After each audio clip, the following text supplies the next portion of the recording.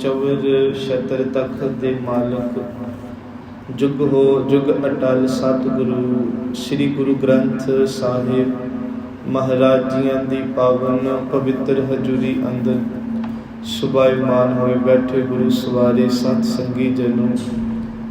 ਸਤਿਗੁਰੂ ਸ੍ਰੀ ਗੁਰੂ ਗ੍ਰੰਥ ਸਾਹਿਬ ਸੱਚੇ ਪਿਤਾ ਜੀ ਨੇ ਅੱਜ ਦੇ ਸ੍ਰੀ ਮੁਖ ਵਾਕ ਜੋ ਬਖਸ਼ਿਸ਼ ਕੀਤੇ ਨੇ, ਰਾਗ ਧਨਾਸਰੀ ਹੈ। ਪੰਚਮ ਪਿਤਾ ਸ਼ਹੀਦਾਂ ਦੇ ਸਰਤਾਜ ਅੱਜ ਦੇ ਮੁਬਾਰਕ ਬਚਨ ਦੇ ਉਚਾਰਨ ਕਰਦਾ ਨੇ। ਸਤਿਗੁਰੂ ਗੁਰੂ ਅਰਜਨ ਦੇਵ ਪਿਤਾ ਜੀ ਨੇ ਅੱਜ ਦੇ ਸ੍ਰੀ ਮੁਖ ਵਾਕ ਦੇ ਅੰਦਰ ਸੱਚੇ ਨਾਮ ਦੀ ਵਡਿਆਈ ਦੱਸਦਿਆਂ, ਨਾਮ ਤੋਂ ਜੋ ਜੀਵਨ ਪ੍ਰਾਪਤ ਹੁੰਦਾ ਹੈ, ਉਸ ਦਾਤ ਨੂੰ ਅੱਜ ਸਤਿਗੁਰੂ ਜੀ ਨੇ ਇੱਕ ਸ੍ਰੀ ਮੁਖ ਵਾਕ ਦੇ ਕੀਮਤੀ ਮਾਲਾ ਦੇ ਮੋਤੀ ਦੇ ਅੰਦਰ ਤੁਰਕੀ ਬਾਣੀ ਨੂੰ ਪਰੋ ਕੇ ਸਾਡੇ ਪ੍ਰਾਤੀ ਜੀਵਾਂ ਦੇ ਲਈ, ਉਦਾਰਤਾ ਦੇ ਲਈ ਅੱਜ ਸ੍ਰੀ ਮੁਖ ਵਾਕ ਬਖਸ਼ਿਸ਼ ਕੀਤੇ ਨੇ। ਗੁਰੂ ਅਰਜਨ ਦੇਵ ਪਿਤਾ ਜੀ ਨੇ ਅੱਜ ਜੋ ਸਾਨੂੰ ਦਾਤ ਮੁਖ ਵਾਕ 'ਚ ਬਖਸ਼ਿਸ਼ ਕੀਤੀ ਹੈ, ਸਤਿਗੁਰਾਂ ਦਾ ਜਦੋਂ ਅਸੀਂ ਆਪਣਾ ਨਿੱਜੀ ਜੀਵਨ ਵੇਖਦੇ ਹਾਂ, ਉਹਨਾਂ ਨੇ ਇਹ ਸਾਰੇ ਕਰਮ ਨੂੰ ਆਪਣੀ ਜ਼ਿੰਦਗੀ ਦੇ ਅੰਦਰ ਹੰਢਾ ਕੇ ਉਸ ਨਾਮ ਭਗਤੀ ਦੇ ਆਸਰੇ ਜਿਉ ਕੇ ਸਾਡੇ ਲਈ ਇੱਕ ਵੱਡਾ ਪੂਰਨਾ ਪਾਇਆ। ਗੁਰੂ ਅਰਜਨ ਦੇਵ ਪਿਤਾ ਜੀ ਦੇ ਪ੍ਰਥਾਏ ਜਿੱਥੇ ਭੱਟ ਸਾਹਿਬਾਨਾਂ ਨੇ ਇਹ ਪੰਕਤੀਆਂ ਉਚਾਰਨ ਕੀਤੀਆਂ, ਤੈਂ ਜਨਮਤ ਗੁਰਮਤਿ ਬ੍ਰਹਮ ਪਛਾਣਿਓ। ਸ੍ਰੀ ਗੁਰੂ ਅਰਜਨ ਦੇਵ ਜੀ, ਤੁਸੀਂ ਉਹ ਵੱਡ ਭਾਗੇ ਹੋ ਜਿਨ੍ਹਾਂ ਨੇ ਬਚਪਨ ਤੋਂ ਹੀ, ਕੁੱਖ ਤੋਂ ਹੀ, ਮਾਤਾ ਦੇ ਗਰਭ ਤੋਂ ਹੀ ਬਾਣੀ ਦਾ, ਨਾਮ ਦਾ ਨਿੱਘ ਮਾਣਿਆ ਤੇ ਗੁਰੂ ਨਾਨਕ ਸੱਚੇ ਪਿਤਾ ਦੀ ਜੋ ਗੁਰਮਤ ਦੀ ਦਾਤ ਮਾਰਿਆ ਸਿੱਕਾ ਜਗਤ ਵਿੱਚ, ਨਾਨਕ ਨਿਰਮਲ ਪੰਥ ਚਲਾਇਆ। ਉਸ ਨਿਰਮਲ ਪੰਥ ਦੀ ਵਡਿਆਈ, ਉਸ ਨਿਰਮਲ ਪੰਥ ਦੀ ਵਿਚਾਰ, ਉਸ ਨਿਰਮਲ ਪੰਥ ਦੇ ਫਲਸਫੇ ਨੂੰ ਤੁਸੀਂ ਮਾਤਾ ਦੇ ਗਰਭ ਬੀਬੀ ਭਾਨੀ ਜੀ ਦੀ ਕੁੱਖ ਤੋਂ ਹੀ ਸਤਿਗੁਰੂ ਪਿਤਾ ਜੀ ਸ਼ਰਵਣ ਕੀਤਾ। ਸਤਿਗੁਰੂ ਗੁਰੂ ਅਰਜਨ ਦੇਵ ਪਿਤਾ ਜੀ ਜਦੋਂ ਆਪਣਾ ਸਮਾਂ ਬਤੀਤ ਕਰਦੇ ਆ, ਗੁਰੂ ਹੁਕਮ 'ਚ ਰਹਿ ਕੇ ਗੁਰਤਾ ਗੱਦੀ ਨੂੰ ਪ੍ਰਾਪਤ ਹੁੰਦੇ ਆ, ਤੇ ਇੱਥੋਂ ਤੱਕ ਵਡਿਆਈ ਉਹਨਾਂ ਦੀ ਕੀਤੀ। ਤਤ ਵਿਚਾਰ ਯਹ ਮਥੁਰਾ ਜਗ ਤਾਰਨ ਕੋ ਅਵਤਾਰ ਬਣਾਇਓ। ਮਥੁਰਾ ਭੱਟ ਜੀ ਕਹਿੰਦੇ ਨੇ, ਤਤ ਦੀ ਗੱਲ ਕੀ ਹੈ? ਜੇ ਸਾਨੂੰ ਪੁੱਛੋ ਤੇ ਸੱਚ ਇਹਵੇ ਜੋ ਗੁਰੂ ਅਰਜਨ ਦੇਵ ਪਿਤਾ ਨੇ, ਉਹਨਾਂ ਦਾ ਜੋ ਜੀਵਨ ਹੈ, ਜੋ ਉਹਨਾਂ ਨੇ ਬਾਣੀ ਉਚਾਰਨ ਕੀਤੀ ਹੈ, ਜਿੰਨਾ ਸਵਾਸਾਂ ਦਾ ਉਹਨਾਂ ਨੇ ਸਮਾਧ ਲੋਕ 'ਚ ਵਿਚਾਰਿਆ, ਉਹਨਾਂ ਦਾ ਹਰ ਸਵਾਸ, ਹਰ ਘੜੀ ਤੇ ਮੁਖ ਤੋਂ ਇੱਕ ਅੱਖਰ ਨੂੰ ਜੋ ਉਹਨਾਂ ਨੇ ਬਾਣੀ ਰੂਪ ਉਚਾਰਿਆ, ਉਹ ਦੁਨੀਆ ਦਾ, ਸੰਸਾਰ ਦਾ ਭਲਾ ਕਰਨ ਦੇ ਲਈ। ਸੋ ਇਹ ਵਡਿਆਈ ਕੀਤੀ ਕਿ ਤਤ ਵਿਚਾਰ ਯਹ ਮਥੁਰਾ ਜਗ ਤਾਰਨ ਕੋ ਅਵਤਾਰ ਬਣਾਇਓ। ਜਪਿਓ ਜਿਨ ਅਰਜੁਨ ਦੇਵ ਗੁਰੂ, ਜਿਨ੍ਹਾਂ ਨੇ ਗੁਰੂ ਅਰਜਨ ਦੇਵ ਪਿਤਾ ਜੀ ਦੇ ਨਾਮ ਦਾ ਸਿਮਰਨ ਕੀਤਾ, ਜਿਨ੍ਹਾਂ ਨੇ ਗੁਰੂ ਅਰਜਨ ਦੇਵ ਪਿਤਾ ਜੀ ਦੀ ਬਾਣੀ ਦਾ ਸਿਮਰਨ ਅਭਿਆਸ ਕੀਤਾ, ਜਿਨ੍ਹਾਂ ਨੇ ਗੁਰੂ ਅਰਜਨ ਦੇਵ ਪਿਤਾ ਮਹਾਰਾਜ ਕੋਲੋਂ ਬਚਨ ਲੈ ਕੇ ਬਚਨਬੱਧਤਾ ਬਚਨ ਨੂੰ ਕਮਾਇਆ। ਸਤਿਗੁਰੂ ਕਹਿੰਦੇ ਉਹਨਾਂ ਦਾ ਉਧਾਰ ਫਿਰ ਗੁਰੂ ਅਰਜਨ ਦੇਵ ਪਿਤਾ ਨੇ ਕੀਤਾ, ਕਿਉਂਕਿ ਗੁਰੂ ਦੀ ਵਡਿਆਈ, ਤੁਰਕੀ ਬਾਣੀ ਨੇ ਪਰਮੇਸ਼ਰ ਦੀ ਵਡਿਆਈ ਕਰਕੇ ਸਤਿਗੁਰੂ ਜੀ ਨੇ ਸਾਨੂੰ ਇਹ ਦਾਤ ਬਖਸ਼ੀ ਹੈ ਕਿ ਗੁਰ ਪਰਮੇਸ਼ਰ ਇੱਕ ਹੋ ਜਾਣ। ਇੱਥੇ ਤਾਂ ਨਾਨਕ ਸੋਧੇ ਸਿਮਰਤ ਵੇਦ, ਪਾਰ ਬ੍ਰਹਮ ਗੁਰ ਨਾਹੀ ਭੇਦ। ਗੁਰੂ ਸਾਹਿਬ ਕਹਿੰਦੇ ਗੁਰੂ ਅਰਜਨ ਦੇ ਪਿਤਾ ਦਾ ਜਾਪ ਵਾਹਿਗੁਰੂ ਜੀ ਦਾ ਜਾਪ ਹੈ, ਵਾਹਿਗੁਰੂ ਜੀ ਦਾ ਜਾਪ ਸਤਿਗੁਰਾਂ ਦਾ ਜਾਪ ਹੈ। ਇਸ ਕਰਕੇ ਕਿ ਇਹ ਗੁਰੂ ਸਾਹਿਬ ਨੇ ਸਾਡੀ ਝੋਲੀ ਦਾਤ ਪਾਈ ਹੈ। ਤਤ ਵਿਚਾਰ ਯਹ ਮਥੁਰਾ ਜਗ ਤਾਰਨ ਕੋ ਅਵਤਾਰ ਬਣਾਇਓ। ਜਪਿਓ ਜਿਨ ਅਰਜਨ ਦੇਵ ਗੁਰੂ, ਫਿਰ ਸੰਕਟ ਜੋਨ ਗਰਭ ਨਾ ਆਇਓ। ਪਰ ਇਹ ਦਾਤ ਉਹਨਾਂ ਨੂੰ ਕਿਵੇਂ ਪ੍ਰਾਪਤ ਹੁੰਦੀ ਹੈ? ਜਾਂ ਉਹਨਾਂ ਨੇ ਆਪਣੇ ਸਰੀਰ ਹਯਾਤੀ ਵਿੱਚ ਰਹਿ ਕੇ, ਜਿੱਥੇ ਹਰ ਇੱਕ ਪੀੜਾ ਨੂੰ ਸਰੀਰ ਕਰਕੇ ਆਪਣੇ ਤਨ ਤੇ ਮਨ ਤੇ ਹੰਢਾਇਆ, ਉੱਥੇ ਗੁਰੂ ਅਰਜਨ ਦੇਵ ਪਿਤਾ ਜੀ ਦੇ ਜੀਵਨ 'ਚ ਇੱਕ ਬੜੀ ਪਿਆਰੀ ਸਿੱਖਿਆਦਾਇਕ ਅਤੇ ਜੋ ਅੱਜ ਮੁੱਖ ਵਾਕ ਹੈ, ਇਹਦੇ ਨਾਲ ਮਿਲਦੀ ਘਟਨਾ। ਕਹਿੰਦੇ ਆ ਜਦੋਂ ਆਪਣੇ ਘਰ ਦੇ ਵਿੱਚੋਂ ਘਰੋਗੀ ਲੜਾਈ ਦਾ ਵਾਧਾ ਹੋਇਆ, ਗੁਰੂ ਰਾਮਦਾਸ ਸੱਚੇ ਪਿਤਾ ਜੀ ਨੇ ਵੀ ਇਹ ਜ਼ਿਕਰ ਕੀਤਾ, ਕਾਹੇ ਪੂਤ ਝਗਰਤ ਹਉ ਸੰਗ ਬਾਪ, जिनके जने बडीरे तुम हो तिन स्यों झगरत पाप, जिस धन का तुम गर्भ करत हो सो धन किसै ना आप। गुरु रामदास जी नूं बुरा भला बोलिया जाता कि वड्डा पुत्र मैं सी, तुसी गुरता गद्दी गुरु अर्जुन दे पिता नूं दित्ती, बहुत बुरा भला बोलिया। गुरु रामदास जी ने क्या अपने जन्म जाया दे लई कदे भी मंदे बोल मुख तो नहीं बोली दे, हमेशा उन्हां दा सत्कार करना चाहिए। जिस धन का तू हंकार करदा है, गुरु साहब कहते ये धन कदे किसी के नाल नहीं गया, सदा का साथी नहीं रहा। फिर ये लड़ाई इन्नी बढ़ती है कि गुरु रामदास जी तो बाद गुरु अर्जुन के पिता जी नूं भी बाबा प्रिथी चंद तंग करते हैं। सतगुरु गुरु अर्जुन के पिता महाराज जिहड़ा लंगर गुरु नानक सच्चे पिता तो शुरू होंदा है, जिहड़ा लंगर करतारपुर सतगुरु आप वाही करके खेती करके मनुखता मात्र नूं ते अपने प्यारिਆਂ ਨੂੰ ਛਕਾਉਂਦੇ ਆ, ਉਹ लंगर गुरु अंगद ਦੇ पिता जी ਦੇ ਸਮੇਂ ਆ ਕੇ देसी घिओ ਦੀਆਂ ਖੀਰਾਂ ਤੇ ਹੋਰ ਬਿੰਦ ਪਦਾਰਥਾਂ ਵਿੱਚ ਜਿਹੜਾ ਹੈ ਉਹ ਬਦਲ ਜਾਂਦਾ। ਬਲਵੰਡ ਖੀਵੀ ਨੇਕ ਜਨ ਜਿਨ ਬਹੁਤੀ ਸ਼ੌਕਤ ਰਾਲੀ, लंगर दौलत वंडी है रस अमृत खीर घियाली। गुरु अमरदास जी का समा आया, इसे लंगर दी होर गुरु अपने अमरदास सच्चे पिता जी ने सिफतो सलाह जड़ी अकबर बादशाह वर्गे नूं भी पंगत च लंगर छका के करवाई। गुरु अमरदास जी ने जिन्ना भी लंगर तैयार होना संगत नूं छकाउणा, जिहड़ा बच जाना मर्ज ने कहना सारा पशुआं नूं पा दो, जे फिर भी बचदा ते लागे ब्यासा दरिया च छटा देना कि उत्थे जड़ियां मच्छियां होर जड़े ने वो जी खा लैणगे। भांडे धो के मुद्दे मरा देने, कल दा दिन चढ़ूगा, लंगर भी तैयार होणगे ते सारियां दातां इसे तरह, भाव कि वो रखदे नहीं सी हुंदे। इन्ना भरोसा करके ते सानू ये पूरने पा के गए। सतगुरु गुरु रामदास जी का वेला आया ते उही लंगर फिर अमृतसर धरती ते आया। लंगर दी उसे तरह प्रथा चलती रही, देसी घिओ दीआं खीरां बननियां, बेअंत प्रकार के भोजन बनने।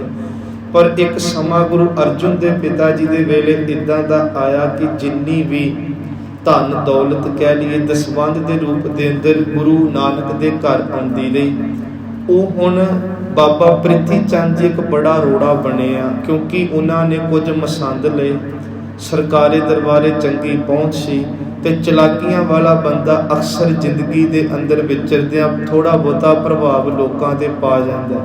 इन्हें कुछ लोग ना लैके रस्ते दे विच आउणी संगत नूं रोकना शुरू किया, अपने मसंद छड्डे। हुण जिहड़ी संगत काबल तो आ रही है, जिहड़ी संगत देश के ਵੱਖ-ਵੱਖ कोनियां तो आउंदी, वो सारिਆਂ ਨੂੰ नहीं पता अमृतसर की जिहड़ा चलदा पिया विचरदा पिया।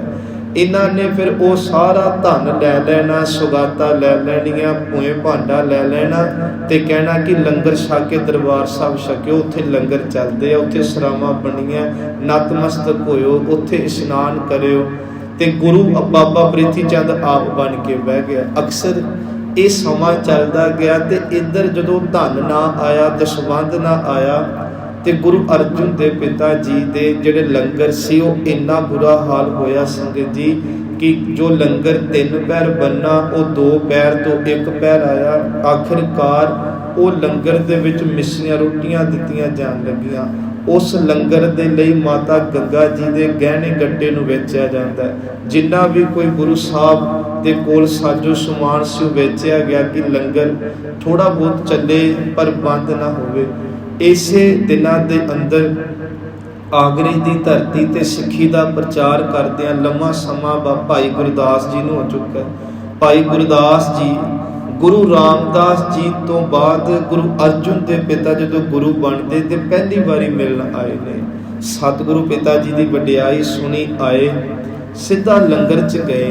लंगर च जाके लंगर की जो हालात वेखी ना शक्ल लग्या कि इत्थे ते देसी घिओ दीआं खीरां रिझदियां सी। इत्थे तां इन्ने प्रकार के बहु प्रकार के लंगर चलते सन ਭਾਈ ਜੀ ਨੇ ਫਿਰ ਮਾਤਾ ਗੰਗਾ ਜੀ ਨੂੰ ਪੁੱਛਿਆ ਇਹ ਕਾਰਨ ਕੀ। ਉਹਨਾਂ ਸਾਰੀ ਘਟਨਾ ਨੂੰ ਦੱਸਿਆ ਕਿ ਬਾਬਾ ਪ੍ਰੀਤੀ ਚੰਦ ਕਿਵੇਂ ਵਿਰੋਧ ਕਰਦਾ ਪਿਆ, ਕਿਵੇਂ ਦੂਰੋਂ ਦਸਵੰਧ ਸਿੱਖਾਂ ਦੇ ਜਿਹੜੇ ਉਹ ਆਪਣੇ ਕੋਲ ਰੱਖ ਕੇ ਤੇ ਸੰਗਤਾਂ ਨੂੰ ਇੱਧਰ ਭੇਜ ਦਿੰਦਾ ਰਿਹਾ। ਇੱਧਰ ਦੀ ਜਿੰਨੀ ਸਮੱਗਰੀ ਸੀ ਉਹ ਮੁੱਕੀ ਆ। ਉਸ ਤੋਂ ਬਾਅਦ ਇਹ ਪੁੱਜੇ ਛੋਲੇ ਜਿਹੜੇ ਆ ਤੇ ਜਾਂ ਮਿੱਸੀਆਂ ਰੋਟੀਆਂ ਖਾ ਕੇ ਅਸੀਂ ਖੁਦ ਵੀ ਤੇ ਸੰਗਤਾਂ ਨੂੰ ਛਕਾ ਕੇ ਗੁਜ਼ਾਰਾ ਕਰ ਰਹੇ। ਉਹਨਾਂ ਨੂੰ ਬੜਾ ਮਨ 'ਚ ਆਇਆ, ਕਹਿੰਦੇ ਗੁਰੂ ਅਰਜਨ ਦੇਵ ਪਿਤਾ ਕੁਝ ਬੋਲਦੇ ਨਹੀਂ। ਉਹ ਕਹਿੰਦੇ ਨਹੀਂ, ਉਹ ਤਾਂ ਰੱਬ ਦੇ ਭਾਣੇ ਦੇ ਵਿੱਚ ਨੇ। ਉਹ ਕੋਈ ਵੀ ਆਪਣੇ ਮੁਖ ਤੋਂ ਨਾ ਬਾਬਾ ਪ੍ਰੀਤੀ ਚੰਦ ਦੇ ਪ੍ਰਥਾਏ ਕੋਈ ਬੋਲ ਰਿਹਾ ਤੇ ਨਾ ਹੀ ਕੋਈ ਉਹ ਐਫਰਟ ਕਰਦੇ ਪਿਆ ਕਿ ਅਸੀਂ ਸੰਗਤਾਂ ਨੂੰ ਸਮਝਾਈਏ। ਉਹ ਇਹੋ ਗੱਲ ਕਹਿੰਦੇ ਆ, ਜੋ ਗੁਰੂ ਨਾਨਕ ਸੱਚੇ ਪਿਤਾ ਦੇ ਭਾਣੇ 'ਚ ਹੋ ਰਿਹਾ ਉਹ ਚੰਗਾ ਹੈ ਤੇ ਜੋ ਅਗਾਂਹ ਹੋਵੇਗਾ ਉਹ ਵੀ ਠੀਕ ਹੋਵੇਗਾ। ਗੁਰੂ ਅਰਜਨ ਦੇਵ ਪਿਤਾ ਦਾ ਹੁਣ ਦੂਜਾ ਪੱਖ ਇਹ ਸੁਣਿਓ ਕਿ ਉਹ ਸਮਾਂ ਗੁਰੂ ਅਰਜਨ ਦੇਵ ਪਿਤਾ ਜੀ ਕਈ ਦਿਨ ਪ੍ਰਸ਼ਾਦਾ ਨਹੀਂ ਜਿਹੜਾ ਉਹ ਗੁਰੂ ਅਰਜਨ ਦੇਵ ਪਿਤਾ ਜੀ ਕੀ ਕਹਿੰਦੇ ਨੇ ਆਪਣੀ ਬਾਣੀ 'ਚ, ਰੁੱਖੋ ਭੋਜਨ ਭੂਮ ਸੈਨ ਸਖੀ ਪ੍ਰਿਯ ਸੰਗ ਸੂਖ ਵਿਹਾਰ। ਗੁਰੂ ਰਾਮ ਆਪਣੇ ਅਰਜਨ ਦੇਵ ਪਿਤਾ ਜੀ ਤੇ ਜਦੋਂ ਇਹ ਸਮਾਂ ਆਇਆ ਉਹਨਾਂ ਨੇ ਉਹ ਹਰ ਇੱਕ ਸਮੇਂ ਨੂੰ ਬਾਣੀ 'ਚ ਦਰਜ ਕੀਤਾ।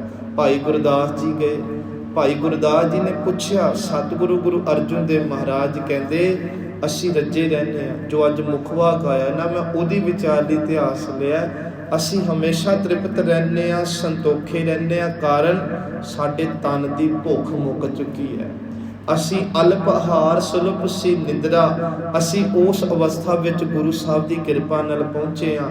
ਅਸੀਂ ਭੁੰਜੇ ਬੇਸ਼ੱਕ ਸੋਨੇ ਹਾਂ, ਅਸੀਂ ਬੇਸ਼ੱਕ 2-3 ਦਿਨ ਬਾਅਦ ਆਪਣੇ ਮੂੰਹ 'ਚ ਕੋਈ ਅੰਨ ਦਾ ਦਾਣਾ ਪਾਉਂਦੇ ਹਾਂ, ਪਰ ਸਾਨੂੰ ਇਵੇਂ ਲੱਗਦਾ ਇਹ ਸਥਰਾ ਮੈਦਾਨ ਵੀ ਸਾਡੇ ਲਈ ਮਖਵਲੀ ਸੇਜ ਹੈ। ਸਾਨੂੰ ਇਵੇਂ ਲੱਗਦਾ 3 ਦਿਨ ਬਾਅਦ ਮੂੰਹ 'ਚ ਅੰਨ ਪਾਈਏ ਤੇ ਜਿਵੇਂ ਸ਼ਕਤੀ ਪਦਾਰਥਾਂ ਦਾ ਭੋਜਨ ਛਕ ਲਿਆ ਹੋਵੇ, ਕਿਉਂਕਿ ਸਾਡੇ ਅੰਦਰ ਗੁਰੂ ਨਾਨਕ ਦੇ ਮੰਤਰ ਦਾ ਵਾਸਾ ਹੈ। ਸਾਡੇ ਰੋਮ ਦੇ ਅੰਦਰ ਗੁਰੂ ਨਾਮ ਦਾ ਵਾਸਾ ਹੈ। ਇਸ ਨਾਮ ਨੇ ਸਾਨੂੰ ਉਹ ਅੰਮ੍ਰਿਤ ਸੱਚਾ ਦਿੱਤਾ ਹੈ, ਅੰਮ੍ਰਿਤਾ ਵਾਲਾ, ਜਿਸ ਅੰਮ੍ਰਿਤ ਰੂਪੀ ਭੋਜਨ ਨੂੰ ਛਕ ਕੇ ਆਪਾਂ ਸਿੱਖਾਂ ਲਈ ਪੂਰਨੇ ਪਾ ਰਹੇ ਹਾਂ। ਵੇਖੋ ਇਹ ਬੜੀ ਵੱਡੀ ਗੱਲ ਹੈ ਕਿ ਜੋ ਗੁਰੂ ਨੇ ਤਨ ਤੇ ਹੰਢਾਇਆ, ਅੱਜ ਤੱਕ ਸਿੱਖ ਕੌਮ ਆਪਣੇ ਤਨ ਤੇ ਹੰਢਾਉਂਦੀ ਪਰ ਸੀ ਨਹੀਂ ਕਰਦੀ। ਤੁਸੀਂ ਕਦੇ ਇਤਿਹਾਸ ਦੀਆਂ ਪਰਤਾਂ ਫੁੱਲ ਕੇ ਵੇਖਿਓ।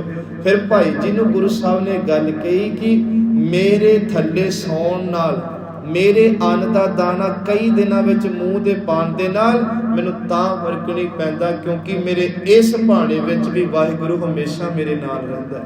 ਕਿਉਂਕਿ ਸਖੀ ਪ੍ਰਿਯ ਸੰਗ, ਉਹ ਪਰਮਾਤਮਾ ਰੂਪੀ ਪ੍ਰਿਯ ਪਤੀ ਮੇਰੇ ਨਾਲ ਹੈ। ਸੁਖ ਵਿਹਾਰ, ਤੇ ਜਦੋਂ ਉਹ ਨਾਲ ਹੋਵੇ ਤੇ ਫਿਰ ਦੁਨੀਆ ਦਾ ਦੁੱਖ ਕਾਹਨੂੰ, ਤਾਂ ਹਰ ਸ਼ੈ 'ਚ ਸੁੱਖ ਮਿਲਦਾ।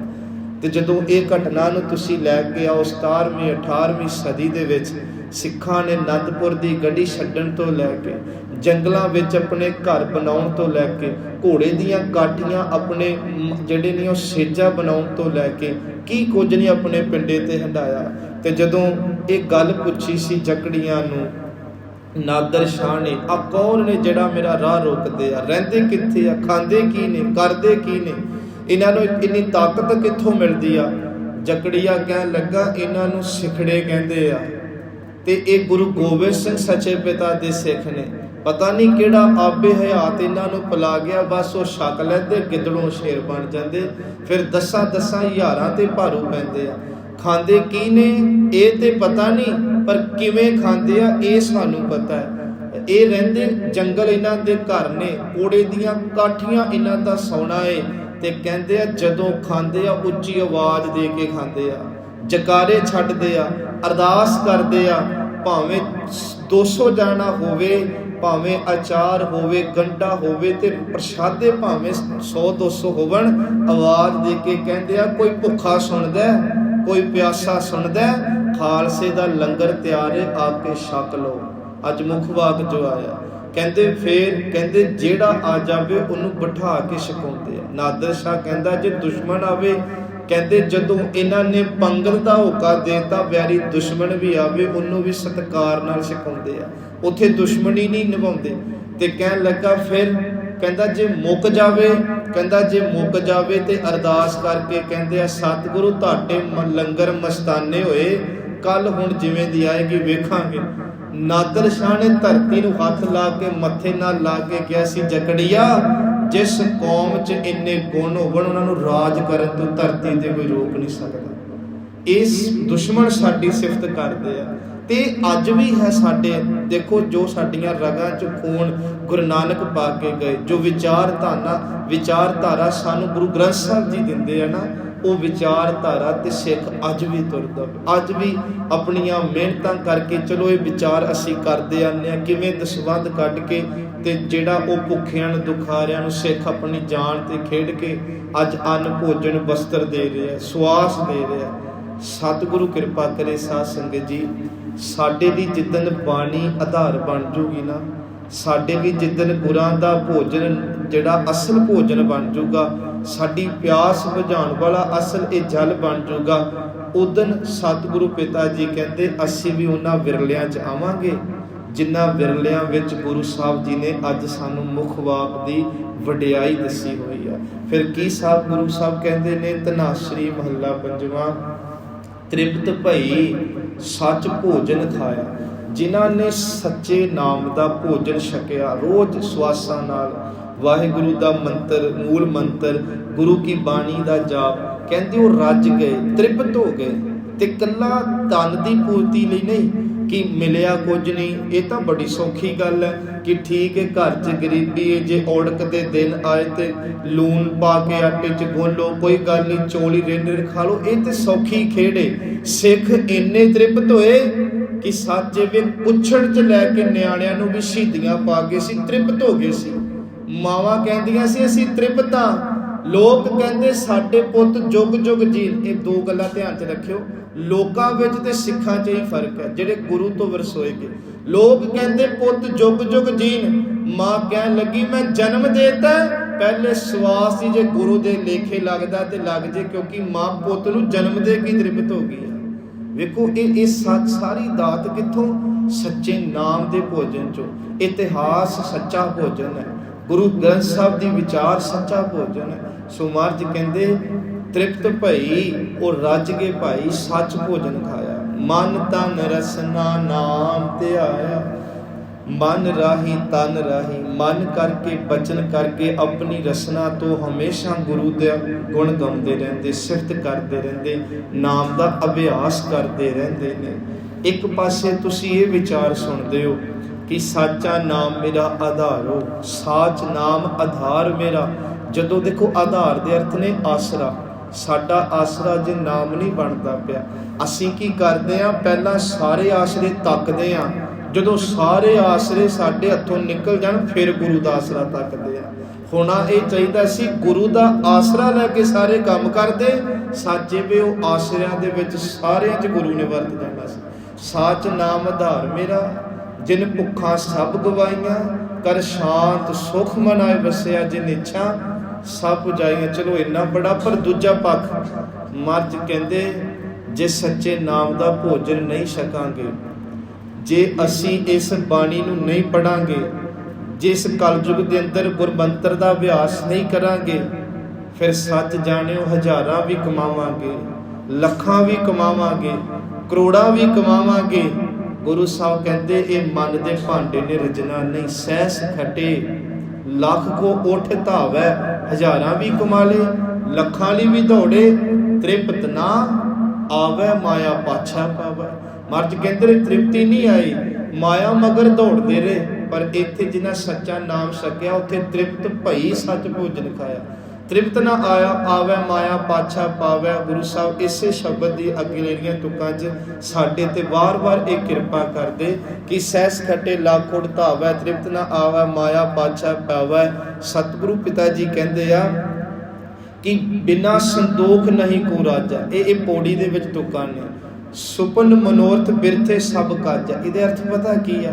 ਜਿਵੇਂ ਸੁਪਨੇ ਵਿੱਚ ਬੰਦਾ ਬੜਾ ਅਮੀਰ ਹੋ ਜੇ, ਚੰਗੇ ਦੇਸ਼ ਜਾ ਕੇ ਬਹਿ ਜੇ, ਬੜੀਆਂ ਸੁੱਖ ਦੀਆਂ ਚੀਜ਼ਾਂ ਭੋਗੇ, ਅੱਖ ਖੁੱਲੀ ਤੇ ਕੁਝ ਵੀ ਨਹੀਂ। ਕਹਿੰਦੇ ਇਹ ਦੁਨੀਆ ਦੇ ਸੁੱਖ ਇੰਨੇ ਕੀ ਸਾਨੂੰ ਸੁੱਖ ਦੇਣਗੇ, ਦੁਨੀਆ ਦੇ ਸਾਧਨ ਇੰਨੇ ਕੀ ਸਾਧਨ ਦੇਣਗੇ, ਜਿਵੇਂ ਸੁਪਨੇ ਵਿੱਚ ਕੋਈ ਨਜ਼ਾਰਾ ਤੱਕਿਆ ਤੇ ਰਿਐਲਿਟੀ 'ਚ ਕੁਝ ਵੀ ਨਾ ਹੋਵੇ।